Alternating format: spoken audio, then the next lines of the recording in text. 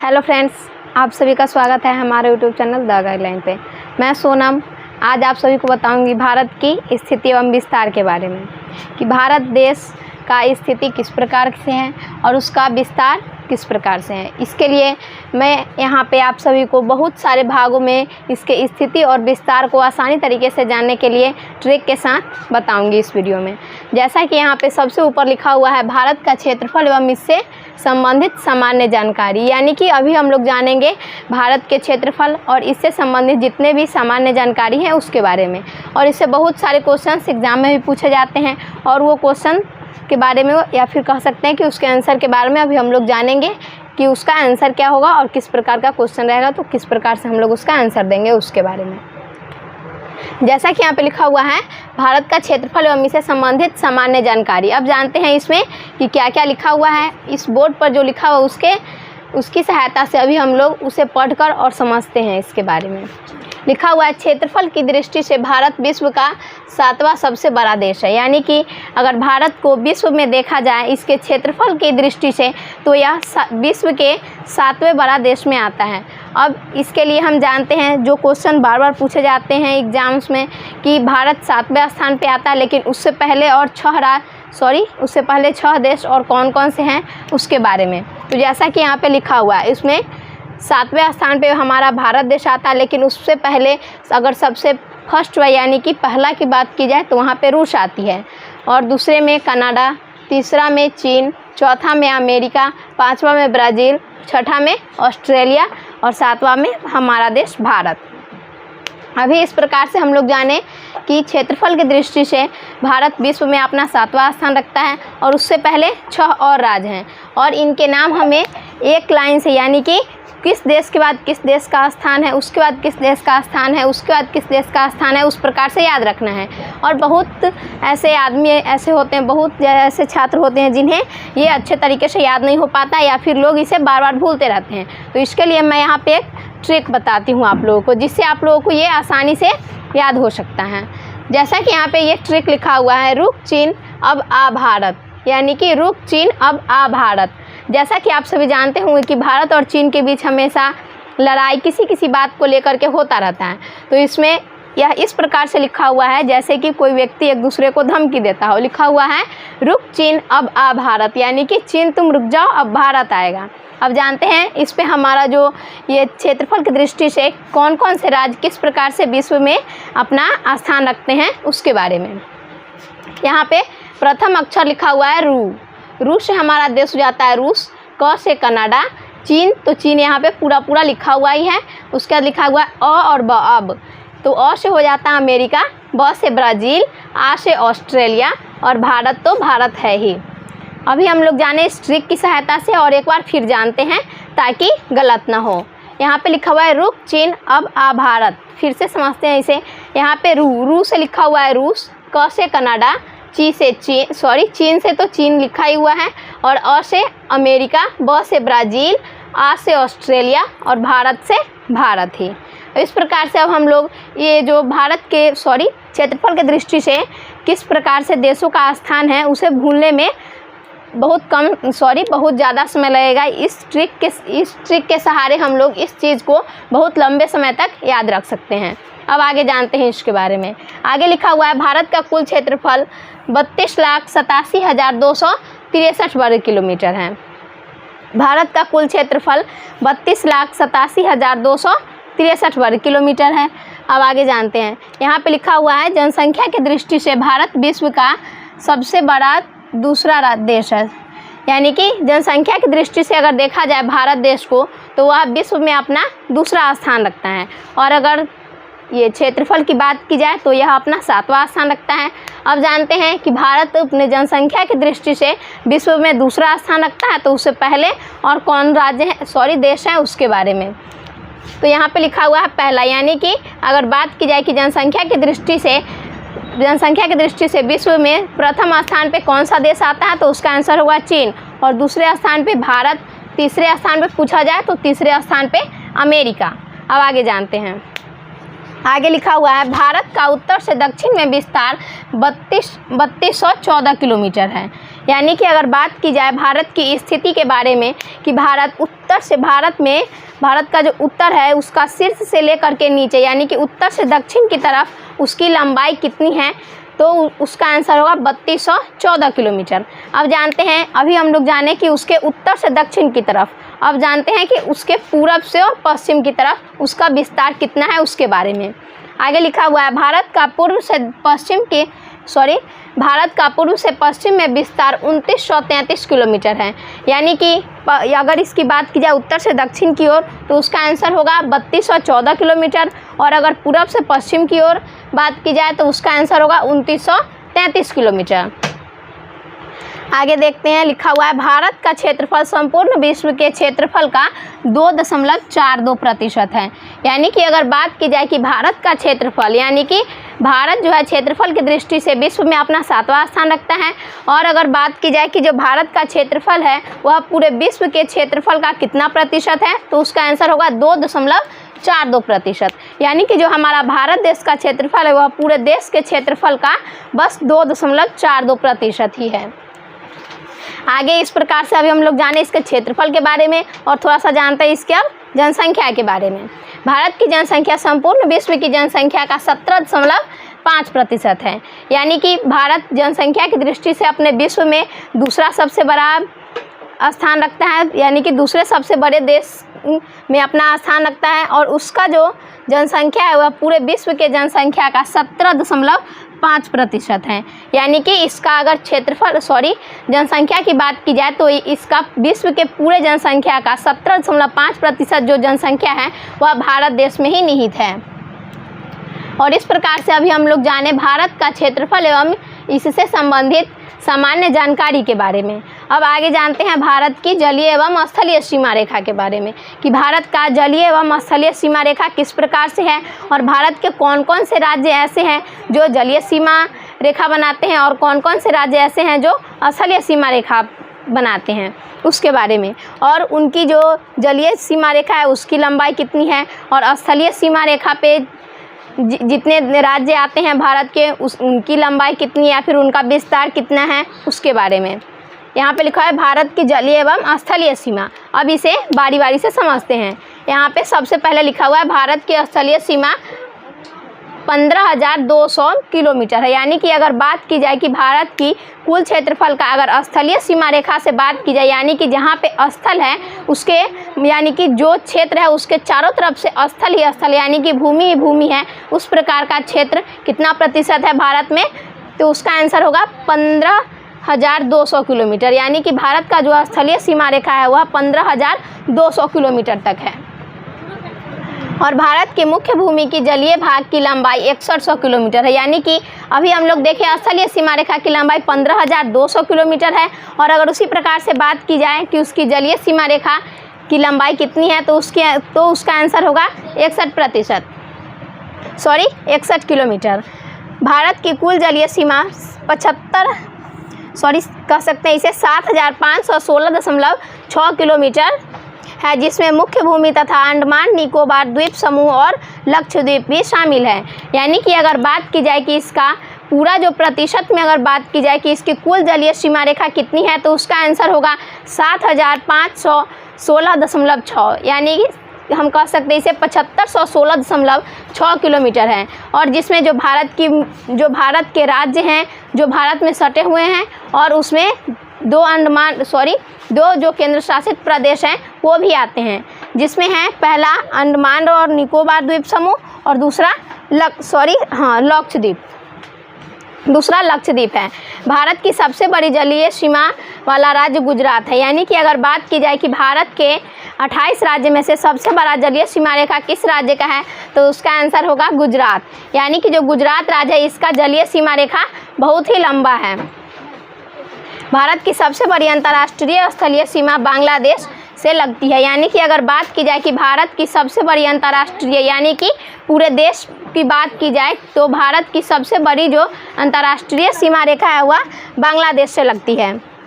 भारत के 9 राज्य एवं 4 केंद्र शासित प्रदेश जिनकी जलीय सीमा जिसकी जलीय सीमा रेखा, यानी कि अगर बात की जाए कि भारत के कितने राज्यों के जलीय सीमा रेखा हैं और कितने राज्यों और कितने केंद्र शासित प्रदेश की जलीय सीमा रेखा के अंतर्गत आता है वो, उसके बारे में। तो यहाँ पर की जो 9 राज्य हैं उसके जलीय सीमा रेखा होती है और 4 केंद्र शासित प्रदेश जो जलीय सीमा रेखा बनाते हैं। अब हम लोग देखते हैं कि वो 9 राज्य कौन कौन से हैं जो जलीय सीमा रेखा बनाते हैं और 4 केंद्र शासित प्रदेश कौन कौन से हैं जो जलीय सीमा रेखा बनाते हैं। तो जैसा कि यहाँ पे लिखा हुआ है, इसमें पहला है गुजरात, दूसरा महाराष्ट्र, तीसरा गोवा, चौथा कर्नाटक, 5वां केरल, 6ठा तमिलनाडु, 7वां आंध्र प्रदेश, 8वां उड़ीसा, 9वां पश्चिम बंगाल। यानी कि यही 9 राज्य ऐसे हैं जो अपना जलीय सीमा रेखा बनाते हैं।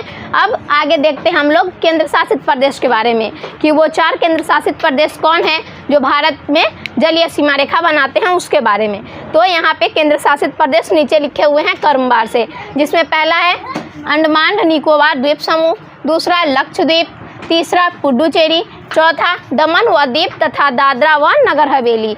यही जो 4 केंद्र शासित प्रदेश हैं यही अपना जलीय सीमा रेखा बनाते हैं। यानी कि इस प्रकार से अभी हम लोग जाने कि भारत के 9 राज्य एवं 4 केंद्र शासित प्रदेश यही हैं जो भारत में जलीय सीमा रेखा बनाते हैं।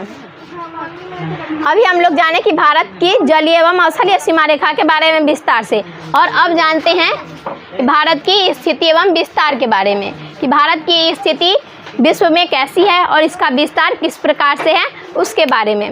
जैसा कि यहाँ पे लिखा हुआ है, भूमध्य रेखा के समांतर खींची गई काल्पनिक रेखाएं अक्षांश रेखा कहलाती है। यानी कि जो ग्लोब होता है, ग्लोब का साइज इस प्रकार से होता है और इसके जो मध्य यानी कि बीचों बीच जो रेखा गुजरती है उस रेखा को हम लोग भूमध्य रेखा कहते हैं। उस रेखा को हम लोग भूमध्य रेखा कहते हैं। और भूमध्य रेखा के समांतर यानी कि भूमध्य रेखा इस प्रकार से होती है और अगर इसके समांतर जो रेखा जाए, इस प्रकार से जो रेखा जाए, उस रेखा को अगर पूछी जाए कि ये जितनी भी रेखाएं होती है ये सभी ग्लोब में काल्पनिक रेखाएं होती हैं, और पूछी जाए कि वह रेखा जो भूमध्य रेखा के समानांतर स्थित हो उस रेखा को क्या कहते हैं, तो उस रेखा को हम लोग अक्षांश रेखा कहते हैं। और यहाँ पे आगे लिखा हुआ है कि उत्तरी ध्रुव एवं दक्षिणी ध्रुव को मिलाने वाली काल्पनिक रेखा को देशांतर रेखा कहते हैं। यानी कि ये जो ग्लोब होता है और उसके ऊपर जो ध्रुव होता है, ग्लोब जो है यह 2 ध्रुव पे स्थित है, वह उत्तरी ध्रुव और दक्षिणी ध्रुव पे स्थित है। यह जो ऊपर वाला आपको ध्रुव यानी कि पोल दिख रहा होगा उसे हम लोग नॉर्थ पोल कहते हैं हिंदी में बात की जाए तो उत्तरी ध्रुव, और नीचे वाले को साउथ पोल यानी कि दक्षिणी ध्रुव। ये जो उत्तरी ध्रुव और दक्षिणी ध्रुव को जो रेखा मिलाती है इस प्रकार से, उस रेखा को हम लोग कहते हैं देशांतर रेखा। और इस ग्लोब के बारे में मैं अपने अलग एक वीडियो बना चुकी हूँ। अगर आपको इसमें कुछ समझने में अगर दिक्कत हो रही हो तो प्लीज़ आप मेरे जो वीडियो जो ग्लोब के बारे में बना हुआ है उसे आप देख लें एक बार विस्तार से, तो आपको ये पूरा का पूरा क्लियर हो जाएगा। अभी हम लोग फिलहाल आगे देखते हैं। आगे लिखा है, भारत उत्तरी गोलार्ध तथा पूर्वी देशांतर में स्थित है। यानी कि हमारा जो भारत देश है यह उत्तरी गोलार्ध और पूर्वी देशांतर, यानी कि यह जो ग्लोब है इसे जो भूमध्य रेखा होती है, ये ग्लोब है, इसमें जो भूमध्य रेखा होती है, ये भूमध्य रेखा इस ग्लोब को 2 बराबर भागों में बांट देती है। यह जो भूमध्य रेखा का जो ऊपर का क्षेत्र होता है उसे हम लोग उत्तरी गोलार्ध कहते हैं और नीचे वाले क्षेत्र को दक्षिणी गोलार्ध कहते हैं। तो यह जो ऊपर वाला जो क्षेत्र है इसी क्षेत्र को हम लोग उत्तरी गोलार्ध कहते हैं और हमारा भारत देश भी उत्तरी गोलार्ध में स्थित है।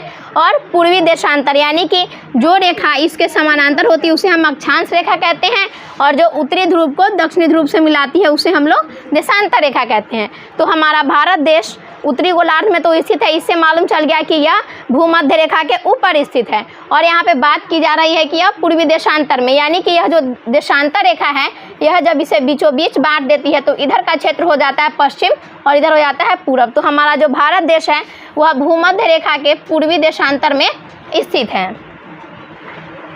अब हम लोग आगे देखते हैं।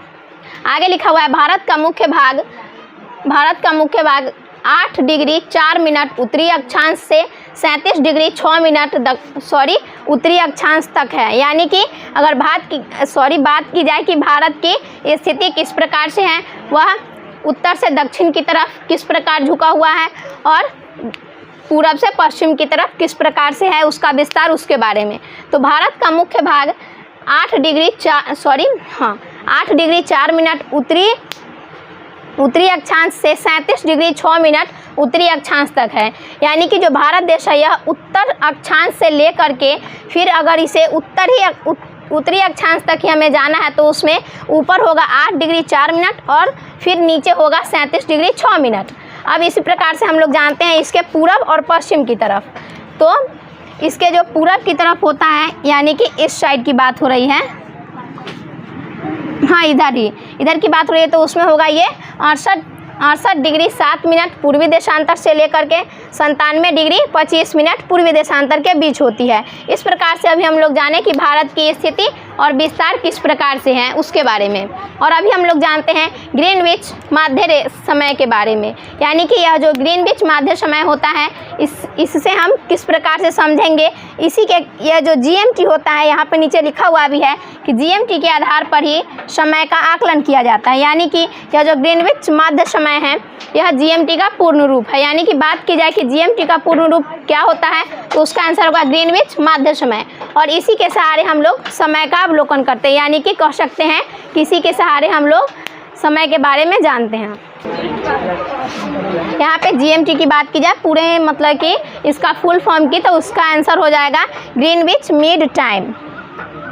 अब आगे जानते हैं कि 1 डिग्री नीचे लिखा हुआ है 1 डिग्री देशांतर रेखा को पार करने में 4 मिनट का समय लगता है। यानी कि यहाँ पे अगर जीएमटी की सहायता से समय का अवलोकन हम लोग करते हैं और अगर बात की जाए कि 1 डिग्री जो देशांतर रेखा होती है उसे पार करने में कितना समय लगता है तो उसका आंसर होगा 4 मिनट। अब आगे जानते हैं कि यहाँ पे अगर 1 डिग्री देशांतर रेखा है तो उसे पार करने में हमें 4 मिनट लगती है। और अगर प्रश्न इस प्रकार से पूछ दे कि 1 घंटा, हाँ एक घंटा को पार करने के लिए हमें कितने देशांतर रेखा को पार करना होगा तो उसके बारे में तो ये नीचे लिखा हुआ है कि 15 डिग्री देशांतर रेखा को पार करने में 60 मिनट यानी कि 1 घंटा का समय लगता है। और इतने में जो मैं आपको यहाँ पे बताई हूँ इससे अधिकांशतः जितने भी जानकारी है इसके बारे में मैं अलग अलग करके अलग अलग वीडियो में बता चुकी हूँ और इस वीडियो में पूरे को एक साथ संलग्न करके बताइए। अब जानते हैं भारत की मानक समय रेखा के बारे में। जैसा कि यहाँ पे लिखा हुआ है भारत में इलाहाबाद के नैनी, यानी कि इलाहाबाद में एक ठो स्थान पड़ता है जिसका नाम है नैनी, और इलाहाबाद के नैनी के समीप से गुजरने वाले 82 डिग्री 30 मिनट।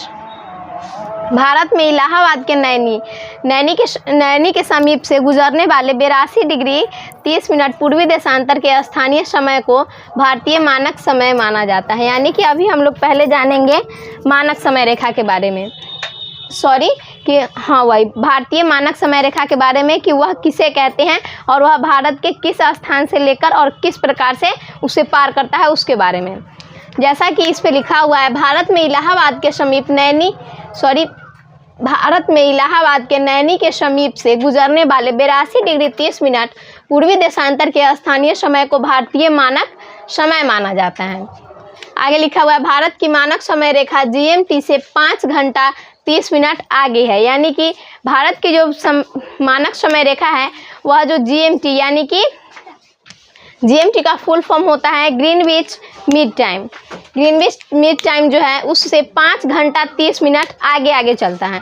उसके बाद 82 डिग्री 30 मिनट पूर्वी देशांतर रेखा भारत के 5 राज्यों से होकर गुजरती है। जैसा कि आप लोग अभी ऊपर पढ़े हैं कि भारत में इलाहाबाद के नैनी के समीप से 82 डिग्री 30 मिनट पूर्वी देशांतर के स्थानीय समय को हम भारतीय मानक समय रेखा कहते हैं और वह जो है वह भारत के 5 राज्यों से होकर गुजरती है। अब जानते हैं थोड़ा सा कि वो 5 राज्य कौन कौन से हैं उसके बारे में। तो यहाँ पे वो लिखे हुए हैं वो 5 राज्य, जिसमें पहला है उत्तर प्रदेश, दूसरा मध्य प्रदेश, तीसरा छत्तीसगढ़, चौथा उड़ीसा और 5वां आंध्र प्रदेश। और यही 5 राज्य हैं जो 82 डिग्री 30 मिनट पूर्वी देशांतर रेखा जो भारत के 5 राज्यों से होकर गुजरती है।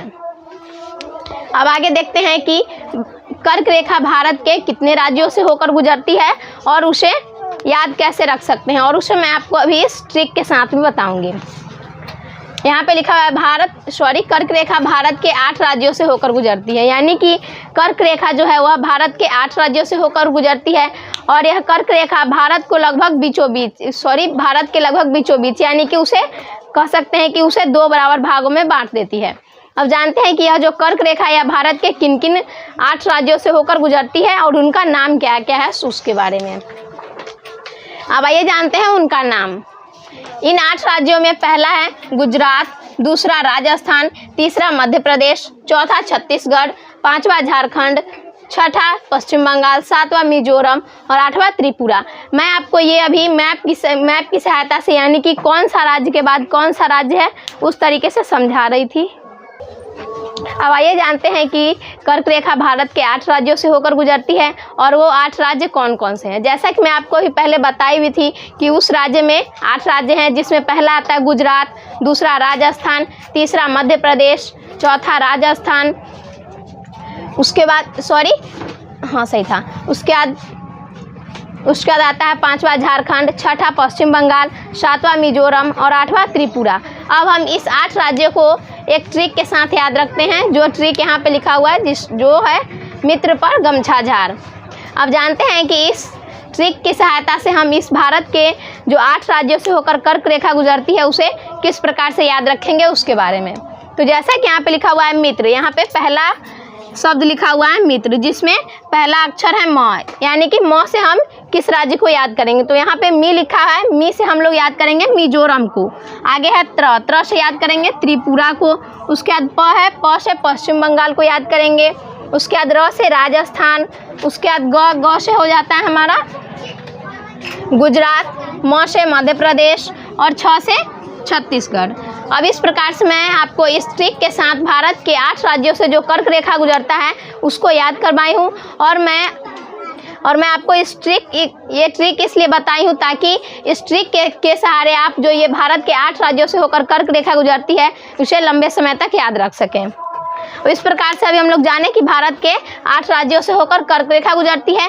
अब आगे जानते हैं कि भारत के दूरस्थ बिंदु यानी कि जब भारत के सबसे अंत बिंदु कौन कौन से स्थान से बनता है उसके बारे में, जिसमें हम देखेंगे कि भारत के उत्तर में सबसे लास्ट में कौन सा बिंदु है, उसके बाद दक्षिण में, उसके बाद पश्चिम में और उसके बाद पूरब में।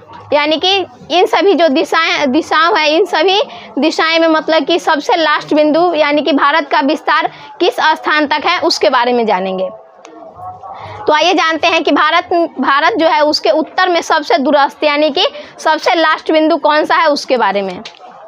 आइए जानते हैं भारत के दूरस्थ बिंदु के बारे में कि भारत के दूरस्थ बिंदु सभी दिशा के सहारे अभी हम इसमें समझेंगे कि भारत के उत्तर में सबसे अंत बिंदु कौन सा है, दक्षिण में कौन है, पूरब में कौन है और पश्चिम में कौन है। जैसा कि यहाँ पे लिखा हुआ है उत्तर में सबसे लास्ट जो बिंदु है वह है इंदिरा कौल। अब थोड़ा सा जान लेते हैं कि यह जो इंदिरा कौल स्थान है यह भारत के किस राज्य में स्थित है उसके बारे में। तो यह जो इंदिरा कौल जगह है यह लद्दाख में पड़ता है, भारत के लद्दाख में। जो लद्दाख है एक केंद्र शासित प्रदेश। और यह उत्तर दिशा की बात थी। अब इसी प्रकार से हम लोग देखते हैं थोड़ा सा दक्षिण के बारे में कि भारत की सबसे दक्षिणतम बिंदु कौन सा है उसके बारे में और वह भारत के किस राज्य में स्थित है उसके बारे में। तो यहाँ पे लिखा हुआ है दक्षिण में, दक्षिण का सबसे लास्ट बिंदु है इंदिरा पॉइंट। अब जानते हैं कि इंदिरा पॉइंट भारत में कहाँ पे पड़ता है उसके बारे में। तो इंदिरा पॉइंट भारत में जो इसका एक केंद्र शासित प्रदेश है अंडमान निकोबार द्वीप समूह। ये जो हमारा इंदिरा पॉइंट है यह उसी में अंडमान निकोबार द्वीप समूह में पड़ता है जो भारत की सबसे दक्षिणतम बिंदु है। अब आगे जानते हैं इसी प्रकार से पूरब में कि भारत में पूरब में सबसे जो लास्ट बिंदु है उसके बारे में। तो भारत में जो है वह भारत के पूरब में सबसे लास्ट बिंदु है जिसका नाम है किवीथु बलांगू। किवीथु बलांगू जो है यह स्थान भारत के गुजरात राज्य में स्थित है। अब इसी प्रकार से अब पश्चिम में देख लेते हैं। तो पश्चिम का सबसे अंत बिंदु है सर क्रीक और यह जो सर क्रीक है यह भारत के अरुणाचल प्रदेश राज्य में पड़ता है। और इस प्रकार से अभी हम लोग जाने भारत के दूरस्थ बिंदु के बारे में। और आगे जानते हैं भारतीय सीमावर्ती एवं पड़ोसी देश के बारे में कि भारत के सीमा यानी कि भारत के आसपास ऐसे कौन कौन से राज्य हैं जिनकी सीमा भारत से बनती है या फिर किन किन राज्यों की सीमा भारत से सटती है उसके बारे में और इसके पड़ोसी देश कौन कौन से हैं उसके बारे में। जैसा कि यहाँ पे लिखा हुआ है भारत के 7 सीमावर्ती देश हैं, यानी कि भारत से 7 राज्यों की जो सीमा है वह टच करती है, या फिर कह सकते हैं कि जो 7 राज्यों की 7 राज्य ऐसे हैं जिनकी जो सीमा है वह भारत को छूती है। अब जानते हैं कि ऐसे कौन कौन से देश हैं जिसकी सीमा भारत की सीमा को छूती है। तो मैं यहाँ पे एक लाइन से, यानी कि किस देश के बाद कौन सा देश का स्थान आता है उस प्रकार से अभी बताऊंगी आपको, जिसमें 7 है, जिसमें पहला यहाँ पे पाकिस्तान, दूसरा अफगानिस्तान, तीसरा चीन, चौथा नेपाल, 5वां भूटान, उसके बाद 6ठा बांग्लादेश और 7वां म्यांमार। और इसमें कुल 7 देश आते हैं। और बहुत सारे लोग ऐसे होते हैं जिन्हें ये लंबे समय तक याद नहीं रह पाता है, और इसे याद करने का मैं आपको अभी एक ट्रिक भी बताऊंगी, इसके सहारे आपको ये बहुत ही लंबे समय तक याद रहेगा। अब आइए जानते हैं कि यह ट्रिक क्या है, और इस ट्रिक पे यह जो भारत के सीमावर्ती देश हैं वह किस प्रकार से आते हैं उसके बारे में। जैसा कि आप लोग देख पा रहे होंगे यहाँ पे लिखा हुआ है ट्रिक है हमारा बचपन में BA। अब जानते हैं कि इस बचपन में BA से भारत के जो सीमावर्ती देश हैं जो 7 हैं वो किस प्रकार से आते हैं उसके बारे में। यहाँ पे लिखा हुआ है पहला बचपन, पहला शब्द है बचपन। अब जानते हैं कि बचपन में 4 अक्षर होते हैं, और उन 4 अक्षरों से कौन कौन से देश का नाम आता है उसके बारे में। बचपन में सबसे पहले आता है ब। तो अब हम इसको ऊपर की ओर देखेंगे कि ब से भारत में कौन से सीमावर्ती देश आते हैं उसके बारे में। ब से आता है हमारा बांग्लादेश, उसके बाद च आता है, च से चीन, प से पाकिस्तान, न से नेपाल, उसके बाद मे से म्यांमार, उसके बाद बी से आ जाता है भूटान, और उसके बाद ए से अफगानिस्तान। और अभी हम लोग जाने भारत के 7 सीमावर्ती देशों के बारे में, वो भी ट्रिक के साथ। और इस तरीके से अगर हम पढ़ेंगे तो ये हमें लंबे समय तक याद रहेगा। और इस भारत के 7 जो सीमावर्ती देश है इसे याद करने का ट्रिक है बचपन में BA। अब हम लोग थोड़ा सा ऊपर जानते हैं इसके पड़ोसी देश के बारे में। अभी हम लोग जान गए भारत के सीमावर्ती देश के बारे में, अब जानते हैं भारत के पड़ोसी देश के बारे में कि भारत के पड़ोसी देश कौन कौन से हैं। जैसा कि यहाँ पे लिखा हुआ है भारत के 9 पड़ोसी देश हैं। अब जानते हैं कि ये 9 पड़ोसी देश कौन कौन से हैं। जैसा कि यहाँ पे लिखा हुआ है सीमावर्ती देश, और प्लस में श्रीलंका, और प्लस में मालदीव, यानी कि जो भारत के सीमावर्ती देश हैं 7, वो 7 हो जाएंगे जो यहाँ पे हैं, जिसका ट्रिक है बचपन में BA। ये तो आप लोग अच्छे तरीके से याद ही कर लिए होंगे। और 2 देश ऐसे हैं जो इसके पड़ोसी देश में आते हैं, और वो देश 2 हैं, श्रीलंका और दूसरा है मालदीव। और यही जो 9 देश आ जाते हैं और यही भारत के पड़ोसी देश कहलाते हैं। अब आगे जानते हैं थोड़ा सा विस्तार से इसके बारे में। लिखा हुआ है भारत की सबसे लंबी सीमा बांग्लादेश के साथ बनती है, यानी कि अगर बात की जाए कि भारत के सीमावर्ती देश कौन कौन से हैं और उसके साथ मतलब कि भारत का सबसे अधिक लंबा सीमा किस देश के साथ बनता है, और सबसे कम यानी कि सबसे कम स्थान तक कौन देश हैं जो इसके सीमा को छूती है उसके बारे में। तो जैसा कि यहाँ पे लिखा हुआ है भारत की सबसे लंबी सीमा बांग्लादेश के साथ बनती है, यानी कि जो बांग्लादेश है वह भारत में सबसे लंबे यानी कि सबसे ज़्यादा दूरी तक उसका जो सीमा है वह भारत से सटा हुआ होता है। अब जानते हैं कि बांग्लादेश का सीमा भारत राज्य से कितना किलोमीटर की दूरी तक सटा हुआ होता है उसके बारे में। तो इसकी कुल लंबाई 4096 किलोमीटर, यानी कि 4096 किलोमीटर। हम कह सकते हैं इसे कि बांग्लादेश की जो सीमा है वह भारत से 4096 किलोमीटर तक छूती है। और यह जो क्वेश्चन है बहुत ही महत्वपूर्ण है, और इसे कई बार एग्जाम्स में क्वेश्चन भी पूछे गए हैं कि भारत के सीमावर्ती देशों में भारत के सीमा को सबसे ज़्यादा कौन सा जो देश है वह टच करता है और उसकी लंबाई कितनी है। तो मैं आपको अभी उसके बारे में बता दी हूँ। अब जानते हैं थोड़ा सा कि कौन ऐसा देश है जिसकी सबसे कम सीमा भारत को छूती है, या फिर सबसे छोटी सीमा भारत के साथ कौन सा देश का बनता है उसके बारे में। जैसा कि यहाँ पे लिखा हुआ है भारत की सबसे छोटी सीमा अफगानिस्तान के साथ बनती है, यानी कि अगर क्वेश्चन ऐसा हो कि भारत की सबसे छोटी सीमा किस देश के साथ बनती है तो उसका आंसर होगा अफगानिस्तान। अब जानते हैं कि भारत में मतलब ये जो अफगानिस्तान का जो सीमा टच करता है उसकी लंबाई कितनी है उसके बारे में। तो जैसा कि यहाँ पे लिखा हुआ है उसकी लंबाई 106 किलोमीटर है, मात्र 106 किलोमीटर, यानी कि जो अफगानिस्तान का एरिया है उसका मात्र 106 किलोमीटर ही भारत को छूता है।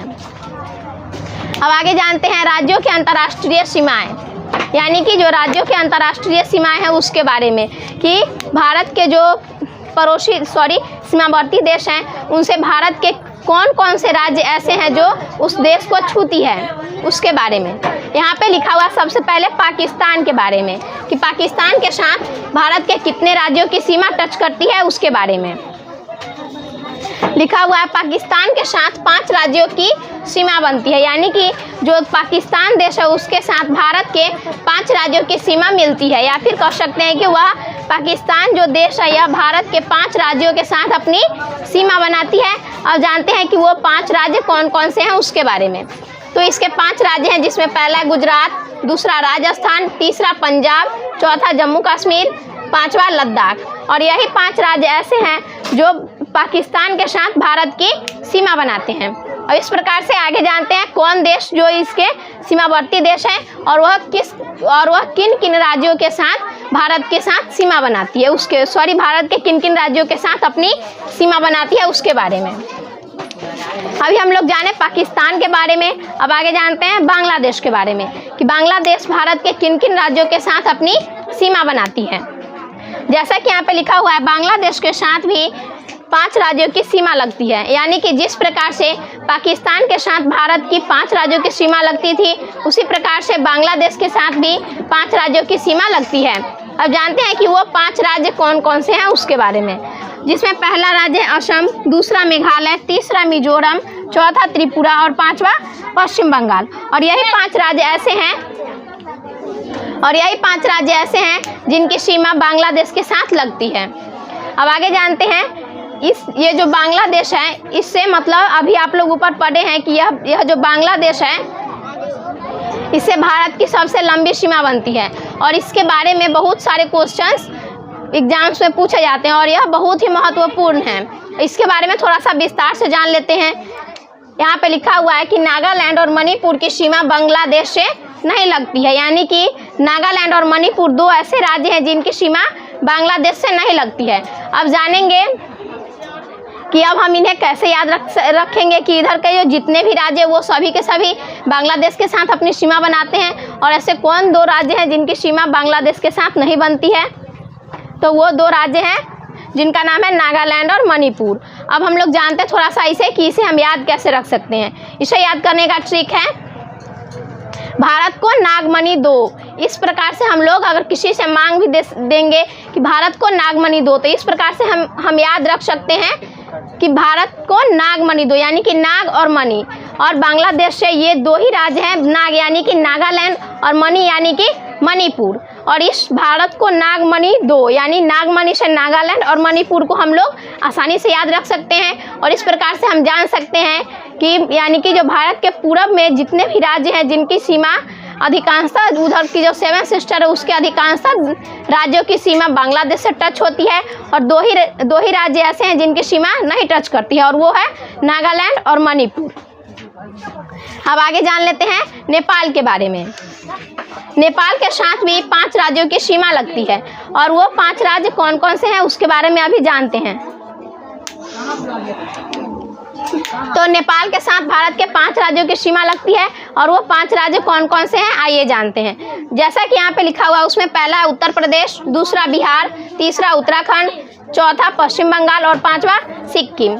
यानी कि नेपाल के साथ भारत के 5 राज्यों की सीमा लगती है जिसमें 5 राज्य इस प्रकार से हैं। आइए एक बार और इन्हें देखते हैं, जिसमें पहला है उत्तर प्रदेश, दूसरा बिहार, तीसरा उत्तराखंड, चौथा पश्चिम बंगाल और 5वां सिक्किम। और यही 5 राज्यों की सीमा नेपाल के साथ लगती है। अब आगे इसी प्रकार से देख लेते हैं भूटान के बारे में। भूटान के साथ 4 राज्यों की सीमा लगती है, यानी कि अभी हम जितने भी राज्य के बारे में पढ़े थे उन सभी की सीमा यानी कि उन सभी देशों की जो सीमा है वह भारत के 5 राज्यों से होकर के गुजरती थी। जैसे कि पाकिस्तान देश है वह भारत के 5 राज्यों को छूती है, बांग्लादेश भी 5 राज्यों को ही छू रही थी।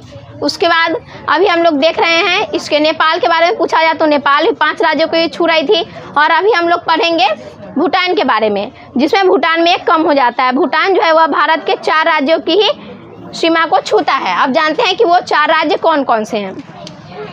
तो वो 4 राज्य हैं जिसमें पहला है सिक्किम, दूसरा अरुणाचल प्रदेश, तीसरा असम और चौथा पश्चिम बंगाल। और यही 4 राज्य जो है वह भूटान की सीमा और यही 4 राज्य भूटान के साथ अपनी सीमा बनाते हैं। अब आगे जानते हैं चीन के बारे में। चीन के साथ 5 राज्यों की सीमा लगता है, यानी कि अभी हम यहाँ पे 5 राज्यों के बारे में पढ़ लिए, जिसमें सिर्फ एक ही देश ऐसे हैं जिनमें जो है सो भारत के 4 राज्यों से अपनी सीमा बनाता है और बाकी बात सभी के सभी 5 राज्यों से। अब जानते हैं कि जो चीन देश है या भारत के किन किन 5 राज्यों के साथ अपनी सीमा बनाता है, जिसमें पहला यहाँ पे लद्दाख, दूसरा हिमाचल प्रदेश, तीसरा उत्तराखंड, चौथा सिक्किम, 5वां अरुणाचल प्रदेश। और यही 5 राज्य ऐसे हैं जो चीन के साथ अपनी सीमा बनाते हैं। और इस प्रकार से अभी हम लोग जान लिए यहाँ पे 5 देशों के बारे में। लेकिन अभी हम लोग पीछे पढ़े थे यहाँ पे कि भारतीय सीमावर्ती एवं पड़ोसी देश, जैसा कि यहाँ पे लिखा हुआ है कि भारत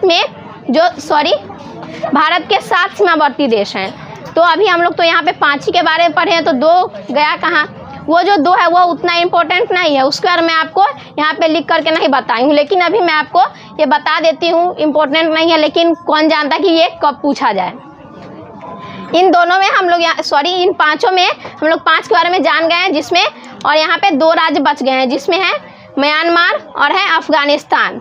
ये जो अफगानिस्तान है इस पर अभी इसीलिए मैं आपको अभी, जैसा कि अभी हम लोग पढ़े थे कि यह जो अफगानिस्तान है या भारत के साथ बहुत कम ये सीमा, जो 106 किलोमीटर तक की जो लंबाई है इसकी, वह भारत को छूती है और यह बहुत कम छूती है। और इस पर अभी विवाद भी चल रहा है, यानी कि जो भारत का ये जम्मू कश्मीर जो है उसके साथ अभी विवाद चल रहा है पाकिस्तान और भारत के बीच। और यह जो हमारा ये अफगानिस्तान देश है या भारत के एक ही राज्यों को छूती है।